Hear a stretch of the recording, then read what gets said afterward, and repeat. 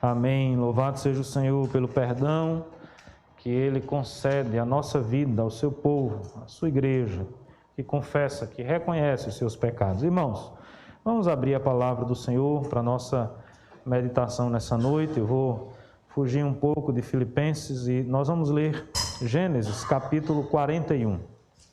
O texto é longo, a história é conhecida, mas se faz necessário a leitura de todo o capítulo.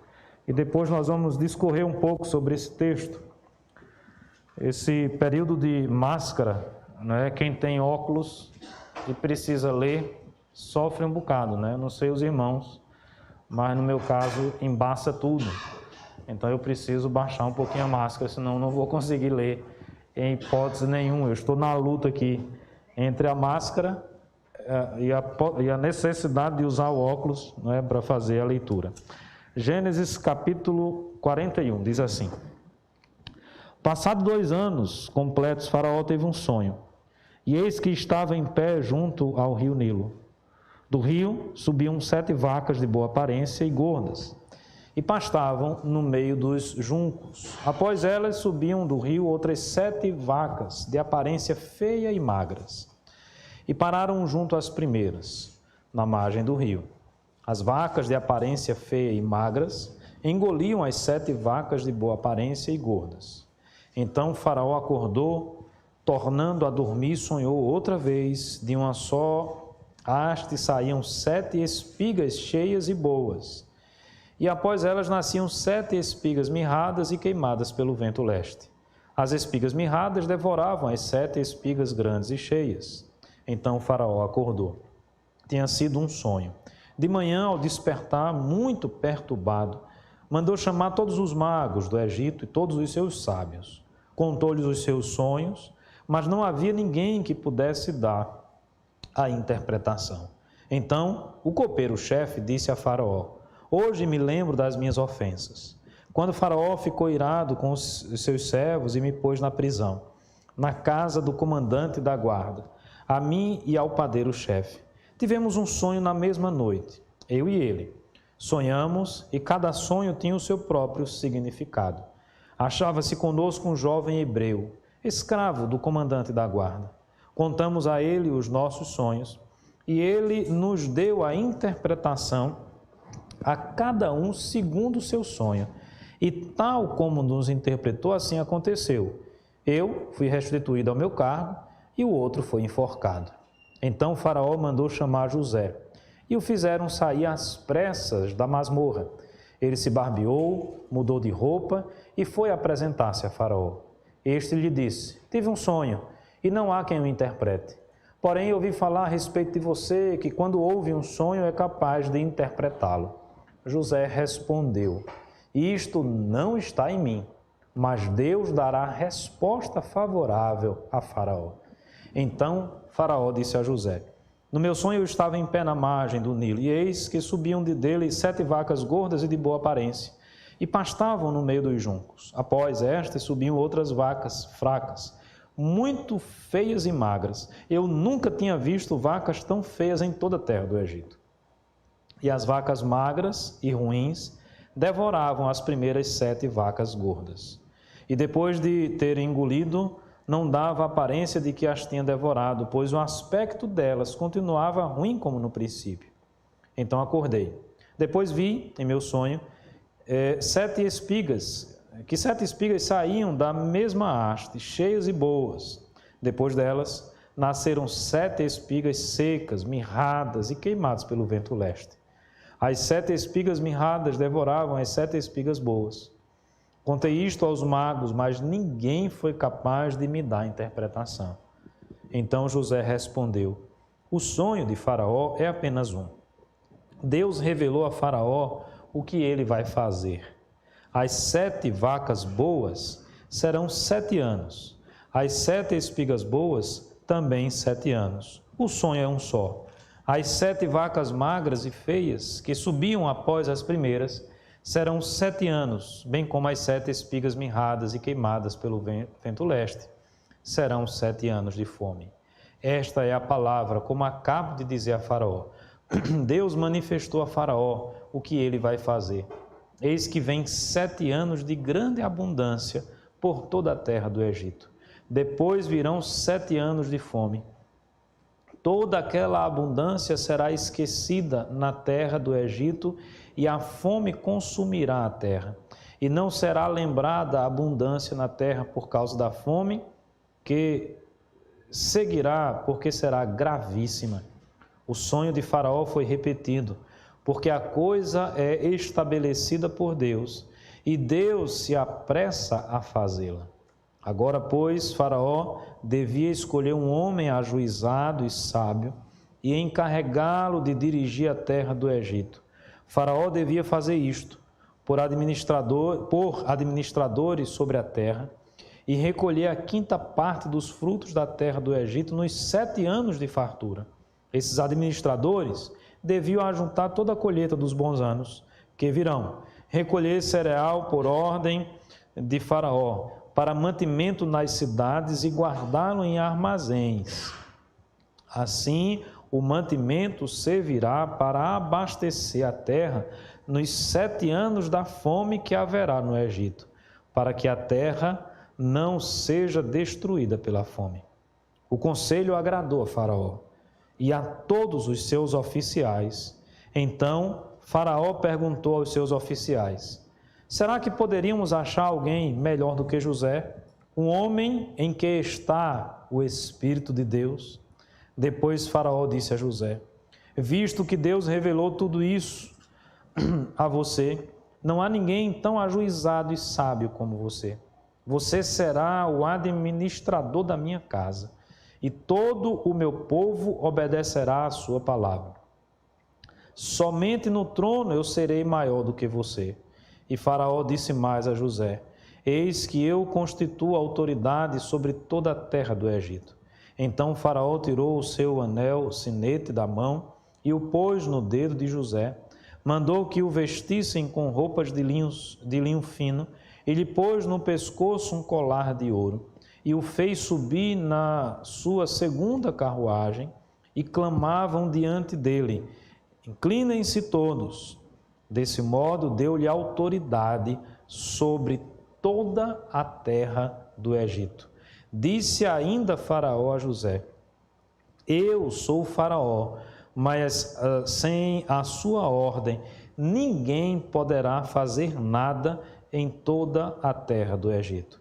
E Faraó chamou José de Zafenate-Paneia e lhe deu por mulher Asenate, filha de Potífera, sacerdote de On. E José percorreu toda a terra do Egito. José tinha 30 anos de idade quando se apresentou a Faraó, rei do Egito, e andou por toda a terra do Egito. Nos 7 anos de fartura, a terra produziu com abundância. E José ajuntou todo o mantimento que houve na terra do Egito durante os 7 anos, e os guardou nas cidades. O mantimento do campo ao redor de cada cidade foi guardado na mesma cidade.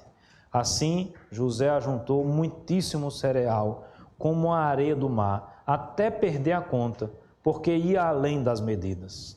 Antes de chegar a fome, nasceram 2 filhos a José, os quais lhe deu Asenate, filha de Potífera, sacerdote de On. Primogênito José chamou de Manassés, pois disse: Deus me fez esquecer todo o meu trabalho e toda a casa de meu pai. Ao segundo deu o nome de Efraim, pois disse: Deus me fez próspero na terra da minha aflição. Passados 7 anos de abundância que houve na terra do Egito, começaram os 7 anos de fome, como José havia predito. E havia fome em todas as terras, mas em toda a terra no Egito havia pão. Quando toda a terra do Egito começou a sentir fome, o povo clamou a Faraó por pão, e Faraó dizia a todos os egípcios: vão falar com José e façam o que ele disser.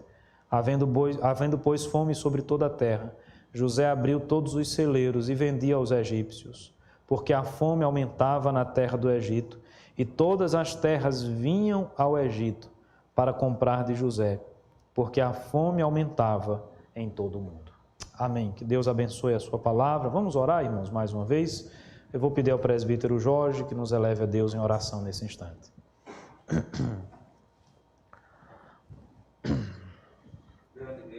Santo e soberano Senhor do universo, nós te agradecemos, Senhor, pela leitura da tua palavra. Agora, Pai, pedimos, ilumina o teu servo, o reverendo Digley, nossos corações a tua palavra. Fala conosco, transforma vidas, anima a tua igreja e aviva a tua obra, em nome de Jesus Cristo. Amém. Amém, amém. Meus amados irmãos, eu gostaria hoje de compartilhar com a igreja a respeito da providência de Deus. A história de José, ela de fato reflete a providência de Deus agindo em sua vida, em todas as circunstâncias, em todos os momentos. Sejam nos momentos de abundância, e eu vou me valer aqui da linguagem, inclusive do texto do sonho de Faraó, sejam naqueles momentos das vacas gordas, sejam nos momentos das vacas magras. E aqui não é apenas uma metáfora, não, mas é a realidade da vida que José enfrentou, muito novo já, desde cedo, tendo a oposição dos seus irmãos. Aos 17 anos de idade, José foi vendido como escravo, né? Agora o texto diz que aos 30 anos de idade ele estava perante Faraó. Foram, pelo menos até esse momento, 12 anos de intenso sofrimento, de intensa turbulência, mesclado às vezes por momentos, vamos dizer assim, em que algo interessante aconteceu, como por exemplo, ele se tornando administrador ali na casa de Potifar. Mas não resta dúvida, meus amados irmãos, que Deus agia na vida do seu servo. E eu preciso dizer aos irmãos, à igreja, nessa noite, que da mesma forma que a providência de Deus agiu na vida de José, a providência de Deus age na nossa vida também. Nós não podemos nos esquecer desta verdade, nem no momento das vacas gordas, nem no momento das vacas magras. Porque vacas gordas e vacas magras, elas sempre existirão nas nossas vidas. Eu diria que hoje, por exemplo, a humanidade está vivendo o momento das vacas magras. O sofrimento, o comércio sofrendo, a indústria sofrendo, pessoas tendo a sua vida ceifada, morrendo, o sofrimento, o choro, o lamento, a dor tem se tornado algo cada vez mais presente nos nossos dias.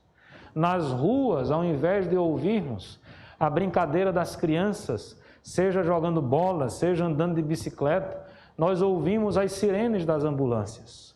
Nós ouvimos muitas vezes o silêncio de uma rua onde não existe mais ninguém. As pessoas estão amedrontadas dentro das suas casas. Vivemos dias difíceis, meus amados irmãos. Eu não tenho a menor sombra de dúvida que esses 7 anos de vacas magras, que se seguiram aos 7 anos de abundância, seja na terra do Egito, seja no mundo conhecido da época, foram dias extremamente difíceis. Os capítulos subsequentes vão nos ensinar isso. O próprio Jacó sofre com os seus filhos, né, da fome, da escassez, a luta pela sobrevivência com recursos escassos. E, mais uma vez aqui, é a ação de Deus agindo na humanidade. É a ira de Deus sendo refletida na história da humanidade. E muitas vezes nós não temos os porquês. Nós não sabemos com exatidão as respostas. Até porque, meus amados irmãos, os nossos pensamentos não são os pensamentos do nosso Deus. A nossa vontade, o nosso desejo, muitas vezes não anda em sintonia com a vontade e com os desejos de Deus. Nós não temos a capacidade de dar a Ele, de ser o seu conselheiro, de mostrar a Deus algo que Ele deveria fazer. Quem primeiro deu a Ele, para depois receber da parte dEle? Como nós lemos hoje pela manhã, Ele é o Alfa, Ele é o Ômega, Ele é o princípio, Ele é o fim. Mas essa verdade eu preciso compartilhar com os meus irmãos nessa noite. Tanto aqueles que estão aqui presentes, como aqueles que estão em casa, como aqueles que vão assistir esse vídeo, pela graça de Deus, em outra oportunidade. O nosso Deus, meus amados irmãos, é o Deus da providência. E falando um pouco sobre a providência, nós precisamos olhar e perceber que a providência, ela se revela no tempo, obviamente no tempo e no espaço que nós vivemos. Mas eu queria focar um pouco aqui no tempo. Veja, eu falei que José, aos 17 anos de idade, sofre um terrível revés na sua vida. É traído pelos seus próprios irmãos. Em nenhum momento da história de José, eu convido os irmãos depois a ler toda a sua história, a tudo que acontece, se sucede na vida desse jovem que se torna a segunda personalidade mais importante no Império do Egito, àquela época, o grande administrador, o segundo homem depois de Faraó.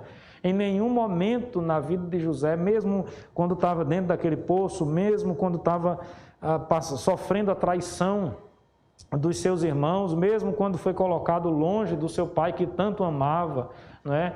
Mesmo quando foi ali traído também na casa de Potifar, não é? Dentre tantas circunstâncias negativas, mesmo naquela masmorra, como o texto diz, sem a capacidade de se barbear, eu imagino aqui um José maltrapilho que precisou dar aquele tapa no visual, né, para poder chegar perto de Faraó, de tão horrenda que devia ser naquele momento, de tão horrendo que deveria ser naquele momento o aspecto de José. Mas em nenhum momento nós vamos encontrar José praguejando contra Deus, nós vamos encontrar um José que perdeu a sua fé, perdeu a sua esperança, perdeu a sua convicção de que o seu Deus é o Deus soberano, é o Deus da providência. E isso, meus amados irmãos, vai nos ensinar a enxergar, a acreditar na providência de Deus nessa relação de tempo. As coisas não acontecem no nosso tempo. As coisas não acontecem, ou a providência de Deus, ela não está subjugada dentro do nosso tempo, ou dentro da nossa vontade temporal.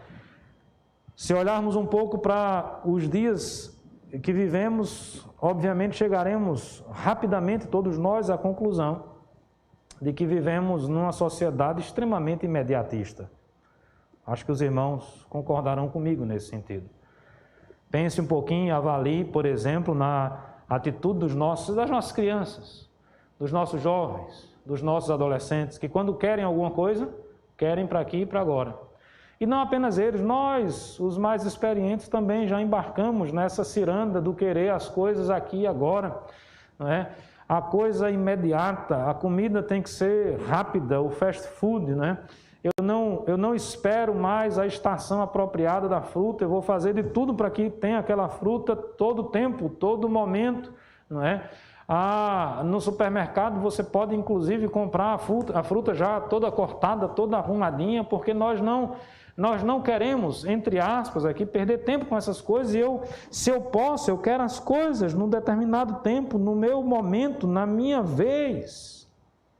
Mas quando nós falamos da providência de Deus, nós estamos falando da vontade de Deus. Eu queria que os irmãos prestassem bastante atenção nisso. Nós estamos falando do tempo de Deus, do Kairos, não do Cronos. O tempo de Deus não se encaixa dentro do nosso tempo. Ele é o Alfa, Ele é o Ômega. Para Deus, um dia é como se fosse 1000 anos, e 1000 anos é como se fosse um dia. Perceba, meu irmão, que Deus não se adequa a esta realidade. Então, precisaram 12 anos, 12 longos anos, não é? Quantos invernos, quanto sofrimento, quantos dias José passou na prisão, quanta dor e sofrimento pela traição dos seus próprios irmãos, da sua família, daqueles que tinham nas suas veias correndo o mesmo sangue de seu pai Jacó. José teve que amargar de sofrimento, mas ele aprende a esperar no Senhor, e a providência nos ensina isso. O tempo de Deus vai chegar na nossa vida. A providência de Deus, ela se desenvolve através do tempo de Deus. Foram 12 anos, dos 17 aos 30. Obviamente que a partir dos 30 anos, a vida de José muda bruscamente, não é? muda de uma forma impressionante. Primeira lição que eu gostaria de compartilhar com os irmãos nessa noite é essa, sobre a providência de Deus. Ela acontece dentro e se revela dentro do tempo do próprio Deus. Ela não se adequa ao nosso tempo. Logo, meus amados irmãos, nós precisamos aprender a esperar no Senhor. Nós não podemos esmorecer, nós não podemos desanimar. Eu sei, meus amados irmãos, eu reconheço que às vezes manter o espírito sempre animado não é tarefa das mais fáceis. Principalmente quando nós enfrentamos lutas. Principalmente quando nós passamos, por aquele aperreio intenso na nossa vida. Eu sei que não é fácil. Mas o exercício espiritual que nós precisamos fazer é esse. É o exercício da fé. É o exercício da confiança. É o exercício da certeza de que Deus está no controle de todas as coisas. Quantas e quantas vezes, nas nossas mensagens de WhatsApp, por exemplo, nós afirmamos isso, Deus está no controle. Eu recebi muitas mensagens assim, nesses dias de doença que nós estávamos enfrentando. Pastor, Deus está no controle. Será que de fato nós não apenas internalizamos essa verdade, mas será que nós de fato acreditamos nessa verdade?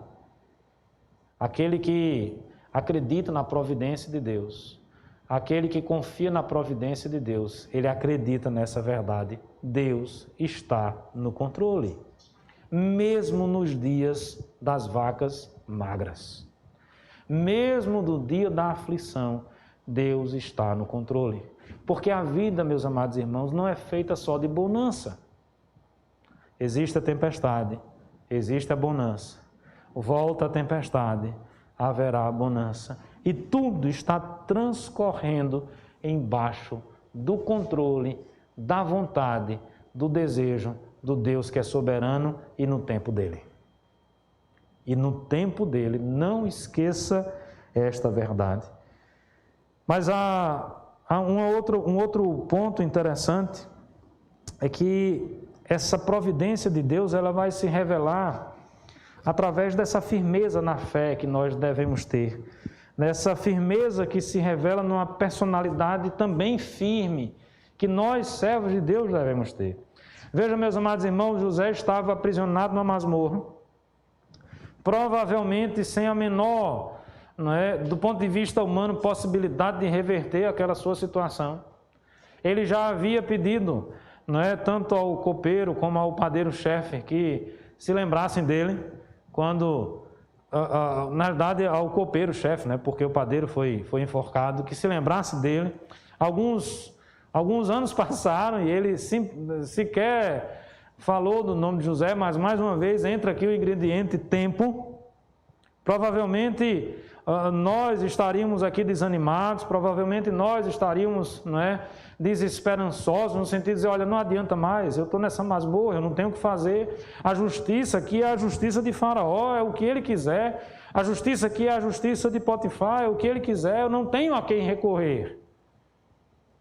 Apesar de que eu tenho convicção de que essa não era esse o pensamento de José, mas nós corremos com certeza um risco e seremos tentados a pensar dessa forma.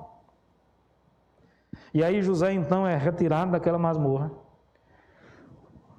faz a barba, bota uma roupa mais apresentável, e ele agora estava diante de quem, meus amados irmãos?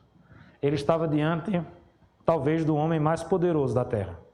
Se não era, seria, depois desses 7 anos de fartura e desses 7 anos de fome, porque o Egito, a partir do momento em que ele detém a comida suficiente para a humanidade, ele se tornou um império muito mais poderoso, mas muito mais poderoso do que ele era há 7 anos atrás.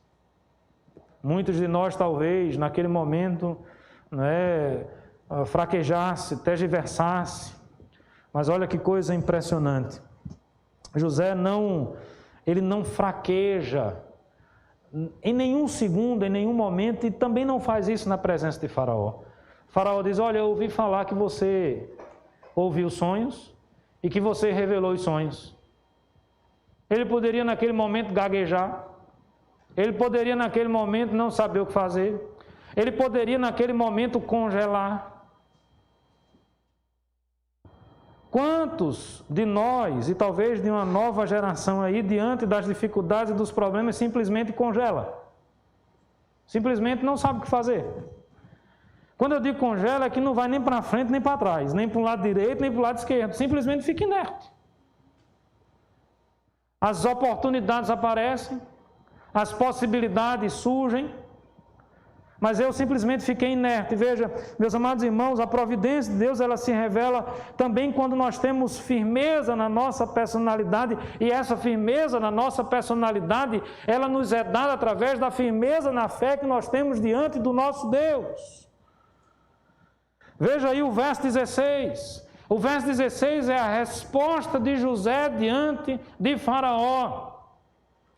Obviamente ele estava diante do homem talvez mais poderoso da face da terra, mas antes de estar na presença de Faraó, José era alguém que conhecia o Deus Todo-Poderoso, e ele sabia que existia alguém que era muito mais poderoso do que Faraó.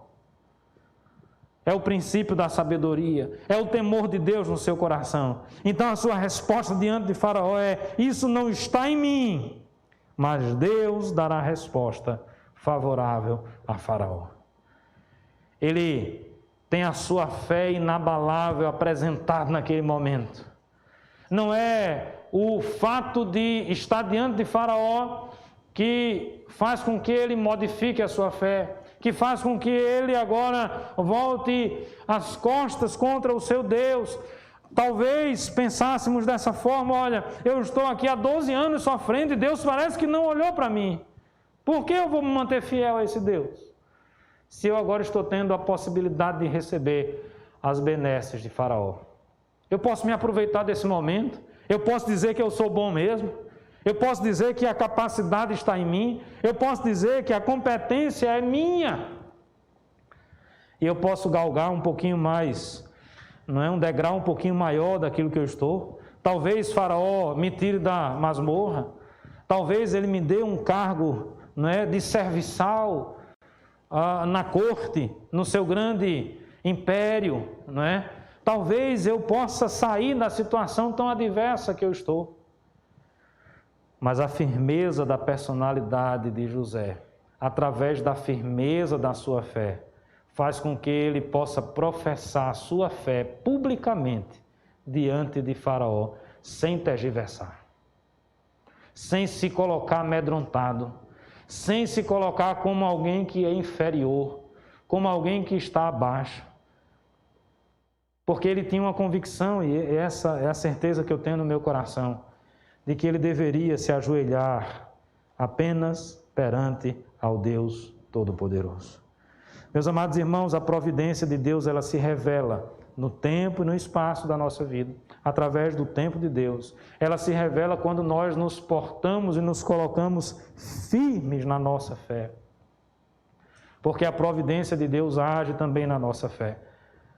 Ah, meus amados irmãos, existem situações na nossa vida que, se não fosse a ação de Deus no nosso coração, nós fraquejaríamos. Nós chutaríamos o balde, né? Como nós costumamos dizer, ou chutaríamos o pau da barraca, né? São as expressões que nós usamos. Mas por que isso não acontece? Porque o Deus que servimos é o Deus da providência. E esse Deus da providência nos fortalece através da fé. Fé que é certeza, fé que é convicção, fé que produz esperança. Eu não sei quantos leram o texto do boletim nessa manhã. Peguei o texto lá de Tiago, capítulo 1, verso 2, 3 e 4. Eu fiz essa reflexão na quinta-feira passada, na nossa reunião de oração. Um texto, inclusive, que nos ensina isso: tende por motivo de toda alegria o passardes por muitas provações. Porque a provação, ela produz, não é? Ela fortalece a fé, e fortalecendo a fé, ela produz perseverança. Isso é providência de Deus. Talvez todas as provações que José tenha passado tenham tido o propósito de fortalecer a sua fé em Deus. E fortalecendo a sua fé em Deus, produziu cada vez mais esperança naquele jovem, capacitando-o agora. E nas palavras do próprio Faraó, quando pergunta, será que tem alguém mais sábio do que este jovem? Será que tem alguém mais preparado do que este jovem? Obviamente não tinha, mas eu pergunto, meus amados irmãos, aonde José foi preparado? Qual a universidade que José passou para ser preparado? Harvard, Yale, USP, UFAL. Ele fez os melhores cursos que tinham disponíveis naquele momento. Stanford. Qual foi a grande universidade que ele adquiriu o seu preparo? Meus amados irmãos, José foi preparado nas mãos de Deus. José foi forjado, apanhando o aço aquecido, apanhando, não é, do martelo do ferreiro para dar forma, para fortalecer. José recebeu a têmpera do Espírito Santo de Deus para que naquele momento de adversidade ele estivesse firme, ele estivesse forte, porque Deus havia trabalhado na sua vida. E deixa eu dizer uma coisa aos meus irmãos nessa noite. Deus também trabalha na nossa vida. Deus também está nos forjando. Deus está dando as marteladas na nossa mente, no nosso coração. Eu oro, como eu coloquei no texto do boletim, eu desejo que Deus possa agir assim na minha vida. Que a cada provação, que a cada obstáculo, que a cada adversidade, Ele me torne mais forte. Que cada uma dessas adversidades tenha como propósito a glória do nome de Deus, me tornando um servo mais firme, mais fiel, mais útil ao propósito do Mestre, me dando a capacidade de cada vez mais me dedicar ao reino de Deus, segundo a vontade do próprio Deus. Mas, meus amados irmãos, a providência de Deus, ela se revela também não apenas através do tempo de Deus, não apenas através da firmeza, da fé, da nossa personalidade cristã, mas ela se revela através da palavra de Deus. Quem revelou a José aquele sonho? Qual é a fonte, não é? Qual é a origem da revelação, senão o próprio Deus? É a palavra de Deus. Deus foi quem revelou a José o que deveria acontecer. Veja, Deus deu o sonho a Faraó, e Deus deu a José a interpretação. Mas tudo é vontade de Deus. Tudo aqui é Deus falando. Tudo aqui é a palavra de Deus sendo revelada aos homens. A providência de Deus, portanto, ela chega até o nosso coração, ela chega até a nossa mente através da palavra de Deus. E, obviamente, nós acreditamos que hoje essa palavra ela se caracteriza no Velho e no Novo Testamento. Obviamente que nós sabemos que outrora, tendo Deus falado através dos pais e dos profetas, hoje fala através de Cristo Jesus ao nosso coração. O Deus é o mesmo. A forma de falar modifica, muda, mas Deus continua se comunicando comigo, com você, meus amados irmãos. Deus ainda fala nos nossos dias. A providência de Deus se revela ainda através da sua palavra. É aquele momento em que a gente está precisando ouvir algo, e não apenas algo que conforte. Porque a providência de Deus, ela não se apresenta apenas no momento em que a gente está destruído e precisa ser reconstruído.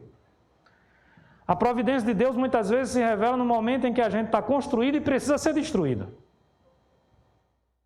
E precisa ser confrontado com a verdade. Precisa ser saculejado, né? Talvez para que a gente saia da nossa zona de conforto. Talvez para que a gente entenda e compreenda qual seja a boa e agradável vontade de Deus para a nossa vida. Talvez para que a gente desperte e perceba a importância de seguir a Deus, de servir a Deus. Eu não sei, realmente não me cabe julgar, e a minha fala aqui em hipótese nenhuma tem o peso de juízo sobre a vida de quem quer que seja. Deus sabe disso. Mas eu fico imaginando quantas pessoas que antes dessa pandemia poderiam estar na igreja, poderiam ser mais frequentes, poderiam ser mais atuantes, poderiam abraçar mais, poderiam desenvolver mais os seus dons na igreja. E hoje, mesmo que queiram, não podem. Perderam a oportunidade de assim fazê-lo. Os irmãos percebem que nós precisamos muitas vezes ser saculejados, sacudidos. Feliz, sábio do homem que aprende estas verdades. Triste é aquele que, mesmo sendo saculejado, continua no erro. Mesmo sendo cutucado, continua no erro. Ouvem, escutam, mas não compreendem. Não é assim que a palavra de Deus nos ensina? Têm acesso à verdade, mas continuam cegos pela mentira. Oh, meus amados irmãos, como é triste. Como eu lamento ver essa realidade, às vezes, em tantas pessoas que eu conheço. Sejam familiares, sejam amigos, pessoas próximas. Jovens, velhos, não importa a idade, não importa a posição social. Pessoas que um dia foram apresentados à verdade, mas se tornaram cegos pelas suas concupiscências, pelo pecado que habita no seu coração. Deixa eu dizer algo para você nessa noite. A providência de Deus age na nossa vida também através da sua palavra.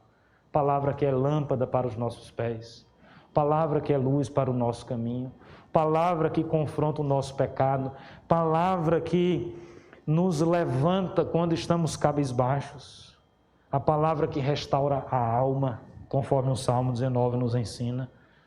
A palavra que é verdade. A palavra que é justiça. A palavra que nos apresenta a Cristo Jesus, o Senhor e Salvador das nossas vidas. A palavra que nos dá esperança. E essa palavra nada mais é, meus amados irmãos, do que o Verbo que se fez carne e tabernaculou no nosso meio. Louvado seja o nome do Senhor nosso Deus, que a sua providência chega ao nosso coração através da sua palavra. A providência de Deus também chega, meus amados irmãos, à vida de tantas pessoas, através dos servos do Senhor. Tem uma coisa que me chama a atenção nesse texto. Vemos aqui José, então, diante de Faraó. Faraó repete todo o sonho a José, com alguns detalhes que a gente não tinha na primeira narrativa. José então diz: o sonho é um só. As 7 vacas, as 7 espigas representam 7 anos, os primeiros 7 anos de fartura, os segundos 7 anos de fome. Então Deus está dizendo, a repetição do sonho mostra que Deus vai fazer isso logo, começa talvez agora, imediatamente, a contagem dos 7 anos de fartura, já está valendo, começou. Então o faraó precisa estabelecer um administrador, guardar, não é, uma parte de toda a safra, para que no momento em que a fome chegar, não existiu alimento, não existiu cereal, os celeiros estejam cheios, e foi exatamente isso que aconteceu. O testemunho de José diante de Faraó, a sua profissão de fé, dizendo que apenas Deus, e tão somente Deus era o responsável por aquela interpretação, a sua firmeza na interpretação, a sua firmeza em aconselhar Faraó naquilo que ele deveria fazer, fez com que Faraó dissesse o seguinte, veja o que diz aí o verso 38. Será que poderíamos achar alguém melhor do que José? E aí olha a última frase, um homem em quem está o Espírito de Deus. A providência do Senhor, ela alcança outras vidas, ela alcança outras pessoas, ela se amplifica através da ação dos servos do Senhor. Nesse momento, José se torna um meio de abençoar a vida de Faraó, a ponto do próprio Faraó, nesse momento, reconhecer o poder e a grandeza do Deus de José. Os seus sábios conseguiram decifrar o sonho, os magos, os especialistas ali no Egito. E olha, meus amados irmãos, ali existiam forças poderosas também. Obviamente que forças das trevas, mas forças poderosas. Avancemos algumas dezenas e centenas de anos para frente. Cheguemos em Moisés. pedindo a libertação do povo, esse mesmo povo que vai para o Egito, o povo de Israel, depois com a chegada de Jacó e os irmãos de José. E ali ele faz um milagre. Os irmãos lembram do cajado que ele joga diante de Faraó? O cajado virou o que, meus amados irmãos? Uma cobra. E o que foi que os magos, os feiticeiros do Egito fizeram? A mesma coisa. Ou seja, ali existia um poder. Reconhecemos esse poder como um poder maligno. Reconhecemos esse poder como um poder satânico, como um poder das trevas, mas existia naquele ambiente, naquele paganismo ali, desenvolvido como religião, no Egito, um certo poder. Mas agora se estabelece o poder que está acima de todo poder. Porque lá com Moisés, o que aconteceu? A cobra, né, que existiu a partir do cajado de Moisés, engole as cobras dos feiticeiros, do outro faraó mais à frente. Aqui, aí a gente retrocede para José, os magos, os feiticeiros, os sábios, os professores universitários, os alquimistas, os conhecedores, os escritores, os escribas, sejam as pessoas mais inteligentes que existiam no Egito, que estavam ali diante de Faraó e que seguiam a ordem de Faraó, e Faraó lhes manda então resolver aquele problema. Ele estava perturbado com aqueles sonhos, ele estava impressionado com aqueles sonhos porque eles se repetiam e nenhum deles foi capaz de resolver o problema. Foi preciso um jovem ainda de 30 anos de idade, hebreu, escravo, prisioneiro, na masmorra, ser levado à presença de Faraó, professar a fé em Deus, em Jeová, no Deus de Abraão, no Deus de Isaac, no Deus de Jacó, no Deus de Moisés lá na frente, no nosso Deus. Foi preciso um jovem professar a sua fé. E aquilo impressionou de tal forma o Faraó, que o próprio Faraó, que agora que seguia tantos e tantos deuses, mas agora reconhece, não existe ninguém como José, porque nele age o Espírito de Deus. Nele age o Espírito do Deus verdadeiro. Nele age o Espírito do Deus, do Senhor dos Exércitos. Nele age o Espírito do nome que está acima de todo nome. E se assim é na vida de José, também é na nossa vida. Na nossa vida também o Espírito Santo de Deus deve agir. Na nossa vida também, no nosso testemunho cotidiano, no nosso testemunho diário. Portanto, através da nossa vida, a providência de Deus precisa também se manifestar e se revelar às pessoas. Porque em nós deve habitar também o Espírito Santo de Deus. Sabe por quê, irmãos? Porque nós somos novas criaturas. Porque nós somos lavados e remidos pelo sangue do Cordeiro. Porque nós fomos batizados no Espírito Santo de Deus. Porque nós nascemos de novo. Porque nós somos escolhidos de Deus para a glória do seu nome. Porque nós passamos pelo novo nascimento, nós passamos pela regeneração, nós somos nova criatura e a partir da nossa vida a providência de Deus se estenderá às outras pessoas, sejam elas as mais humildes, seja até o faraó, o grande faraó do Egito, não importa, mas a providência de Deus se revela através da vida dos seus servos. E eu finalizo dizendo também que a providência de Deus, ela se revela até mesmo quando o improvável acontece. E aí eu estou falando de milagre, eu estou falando de algo que foge do senso comum. Eu estou falando de algo que foge do natural. Meus amados irmãos, nós não precisamos ser cientistas políticos, nem sociólogos, nem expertos em história, para chegarmos juntos aqui à conclusão de que a possibilidade de um prisioneiro no Egito, na época de José, sair da masmorra e imediatamente ser promovido ao segundo homem da administração do Egito é algo que não poderia acontecer. Algum matemático, Oswaldo Souza, para calcular a probabilidade disso acontecer? Mesmo sem entender de matemática, a probabilidade, meus amados irmãos, é zero. Não há essa probabilidade. Faça a conta que você quiser fazer. Se hoje, numa realidade política, social diferente, ascender de classe social é extremamente difícil, imagine no momento em que as estruturas sociais eram extremamente rígidas. José resolveu fazer um concurso público para ser um funcionário federal do Egito. Não tinha essa possibilidade, desculpa. Não tinha essa possibilidade.